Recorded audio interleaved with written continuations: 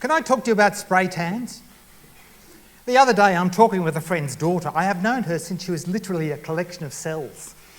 She's now 22, intelligent, vivacious and attractive. And as we're talking, I realise she's sporting a fake tan. It was a warm day, a bit of sweat, things had got a bit blotchy. But I keep talking with her. But at the back of my mind I'm going, why have you chosen to paint yourself a different colour? And why have you chosen orange? I mean, why? Just why? Can I talk to you about mullets? With the rugby league season now well underway, I am absolutely revelling in this year's crop of mullet hairstyles, from players and fans alike. But what I'm really pleased about is that last year's style, which was so popular, the brutalist mullet is back. Now, for those of you who don't know, and there may be a few in the room, the brutalist mullet is a number one blade across the top of your head, the front half, and the rest of the back is allowed to grow wild and free like some kind of unkempt nature reserve. It's like the barber went to lunch and just forgot to come back. Can I talk to you about?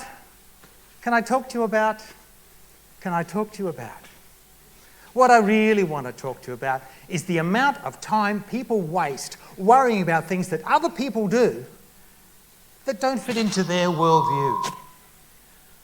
A little while ago, I decided I would keep a list for just one day of all the things that niggle. The day started early, the day started badly. The toilet paper was on the wrong way. But despite this terrible setback, I decided to venture out into the world. No, don't you worry. Don't bother to indicate as you approach the roundabout. That's fine, I'll guess which way you're going. But I find the sanctuary of a coffee shop. Long black, thanks. Not a problem. Coffee shop. Ordering a coffee. Wouldn't think it would be a problem, but I think it. I don't say it, which is quite a lot of restraint. Cash or card? Card, thanks. Awesome. Okay. Awesome. The Grand Canyon, Uluru, the Great Barrier Reef, Tim Winton's Cloud Street, Beethoven's Ninth Symphony. These things are awesome. My ordering with a credit card is not awesome. But I decide I'll just find my way to a table and I'll watch the world go by. Oh. The hotel over the road is open till 12 p.m. No such thing. It's 12 midnight. 12 a.m., no such thing. Midday, noon, no such thing. But I say, I'm not going to get upset about this. I'm not going to get upset about this. I will just look away. And that's where I made my big mistake. I looked away and I looked straight into a fruit shop. I was assaulted by an absolute avalanche of apostrophes. I think fruit shops are where apostrophes go to breed. Potatoes, tomatoes, and my favourite, strawberries, B-E-R-R-I-E apostrophe S. You see, I suffer from apostrophobia. The fear of a missing or misplaced apostrophe. It's something, I-T apostrophe S, short for it is, something that affects people to various degrees. Some lucky people don't even think there's a problem. Its cause, ITS no apostrophe, go figure the English language, its cause, for me, was going through an overzealous and misguided education system. A system that insisted that right is good and wrong is bad.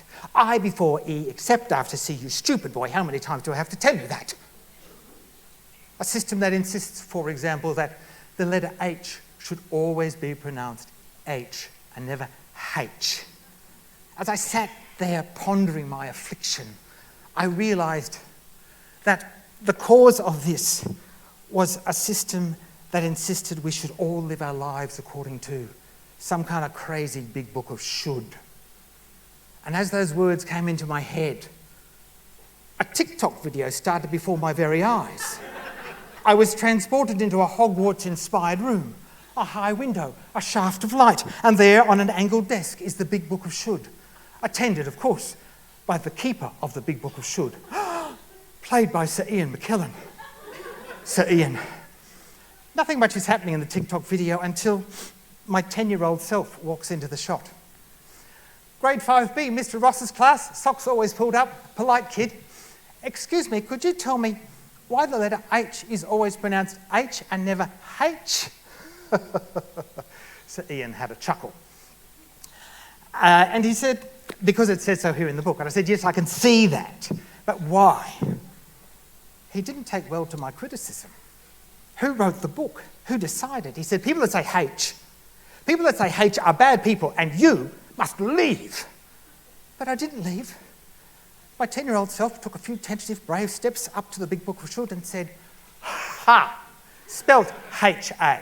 The letter is actually spelled H-A-I-T-C-H. And as his hands went to strangle me, there was thankfully a clap of thunder and the tick-tock clip stopped. As an epiphany, as a revelation, as a catharsis, it was a little bit of fun, but I realised I needed to review my list. Was the toilet paper really on the wrong way? Could I really not cope with someone not indicating as they approached the roundabout? Was it really that bad that maybe my paying by credit card was in fact awesome? 12 p.m, 12 a.m, who really cares? An avalanche of apostrophes, all of these are not a problem. Since then, I've been trying to rewire my brain, trying to review how things that people do that don't fit into my possibly limited worldview don't actually matter. Every time I feel a niggle coming towards me and I'm allowed to let it go through to the keeper, I feel I am tearing a page out of the big book of should. Catch. Missed it. Never mind. Some things, though, are really, really hard to rewire. So if anyone amongst you, as we're chatting tonight at the gala dinner or even after the competition, can let me know, please let me know why anyone would give themselves a spray tan, why they would choose to paint themselves orange so they look like some kind of Oompa Loompa. I just want to know why. Why? Please tell me why. Put me out of my misery. Thank you, Contest Chair.